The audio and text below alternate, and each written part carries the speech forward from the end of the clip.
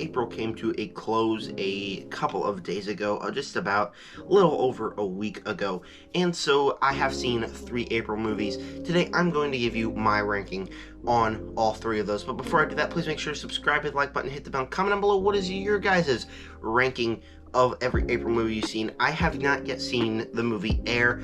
I think that is the only April movie that I'm going to watch that I have not already seen. I mean, I've already seen Renfield, so I don't really think there's much that came out that I have not seen yet except Air, and I will have a review on Air because it comes out on Prime in a couple of days, but I have not seen it yet, so therefore I cannot include it in this ranking.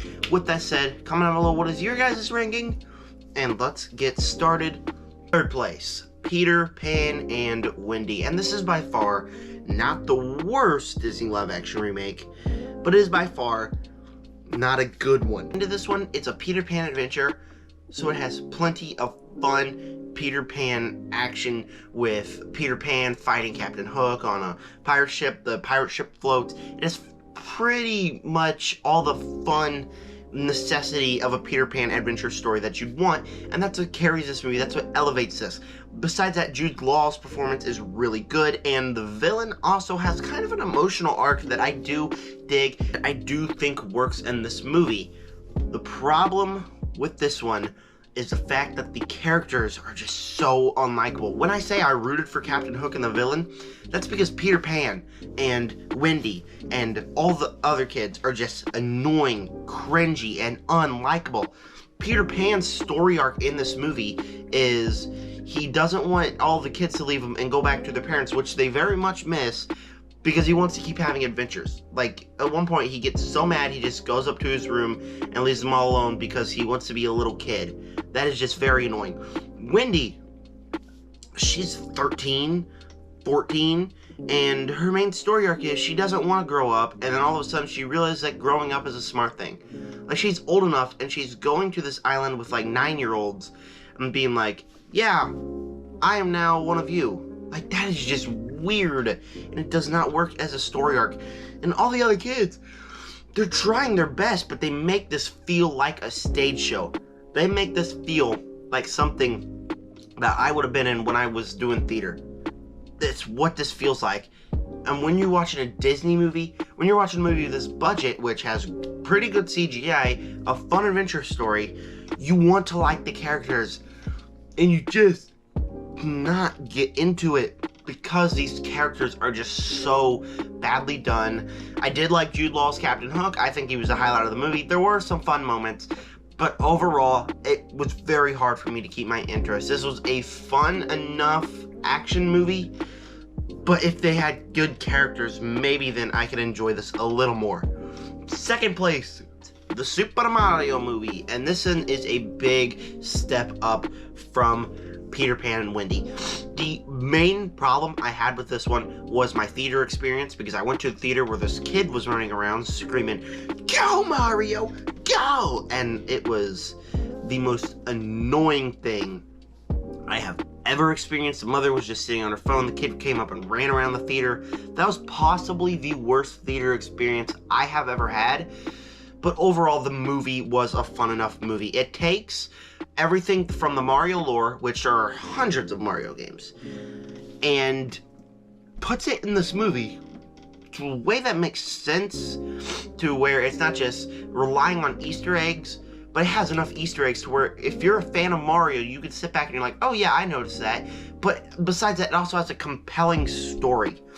Putting Luigi getting kidnapped gets Mario off on a bigger adventure to go save his brother. The adventure to get there is fun. Sure, I thought the first act was insanely messy. Like, it's basically a slow start to where Mario and Luigi get trapped. Then he gets to the Mushroom Kingdom and meets the Toads, and they're like, yeah, let's go save him. And all of a sudden, he's like into this world. I thought that part was really messy. But when we get onto the Soul Adventure, I think it is insanely fun, especially when Mario goes to fight Donkey Kong and then he goes on the Rainbow Road. Like I said, there's enough references to the Mario franchise that you could just sit back and be like, I noticed that. and it really worked. On top of that, the voice cast is absolutely stacked. People were hating on Chris Pratt as Mario. I always thought he was a good choice. I love Chris Pratt. I don't get the hate that he gets. I just think it's ridiculous. But Chris Pratt is an insanely good actor. Charlie Day is Luigi. People were saying he was sidetracked. I do agree that he was a bit sidetracked, but I didn't hate him. I did think Charlie Day did really good. Anya Taylor-Joy as Princess Peach, amazing. Obviously, Jack Black as Bowser is absolutely phenomenal. He's became a phenomenon with his Peaches song. So on top of that, the voice cast is great. There's a fun adventure for Mario fans to realize. We even ended off with all the Mario villains going into the real world and having a fight in the real world. This is exactly what I wanted from this movie.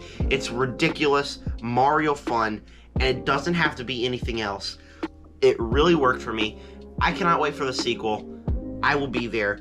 I went to see this one opening day, and as my most anticipated movie of the year, sure, it was a bit disappointing, but it was still very fun. But first place, I've got to hand it to Renfield, the new Nicolas Cage starring as Dracula movie. I have a review on this my channel. I just posted it well, I don't even think I've posted it yet.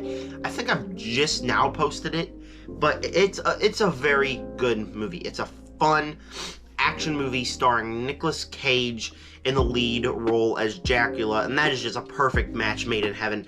Nicolas Cage plays Dracula insanely well. Nicholas Hoult plays Renfield insanely well. Awkwafina plays her character insanely well.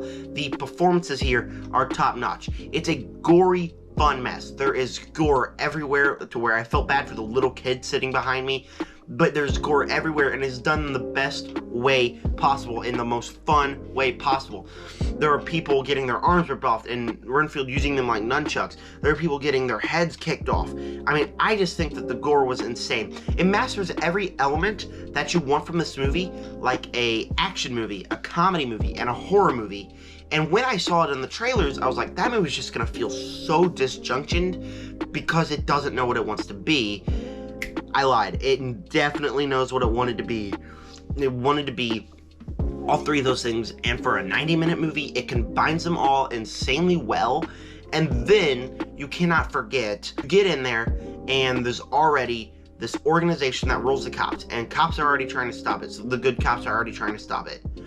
And Renfield has been doing this for Dracula for ages. There's already a balanced story to where you don't have to go in there and feel like you're wasting time in a 90-minute movie playing catch-up. This movie felt like a breeze to get through, and that's because of that. It's because it has an established story, it's focused, and I know the trailers seem very unfocused. The movie is very focused. It's a gory action movie starring three amazing actors with amazing chemistry, with amazing gore, and a very fun time at the movies. I am glad I saw this one at the movies. This was one movie that I really was not looking forward to. Leaving it, I think it's one of the better movies of the year, and so that is why Renfield gets number one. It's not going to be number one. It's not going to be number one for long. Seeing Guardians of the Galaxy 3 in here at about, it's 8:16 in the morning. I'm seeing it at 3:30 today. I am very excited for that movie. I think it will be incredible. Then I have a review of that. Then I'm going to rank the MCU trilogies on this channel. And then on my second channel, go subscribe to More ZMC, I'm going to rank the James Gunn movies. I have seen all of them except Guardians 3, and I'm watching that today. So I have a bunch of videos coming up. I've seen Breaking Bad Season 3. I have a haul coming up on my second channel. All my stuff's actually down there. You guys want to see how much stuff? I'm not even going to include the movies I watched because that video is going to be really long. Here, let me show you guys. This is all the stuff I got this week. It's crazy, ain't it? Yeah. But anyways, I got a bunch of videos coming up. Please hit the subscribe button, hit the bell, and comment down below what is your guys' opinions on the April movies. What is your ranking of them? And with that said, subscribe to join the Nerd Army. Peace out.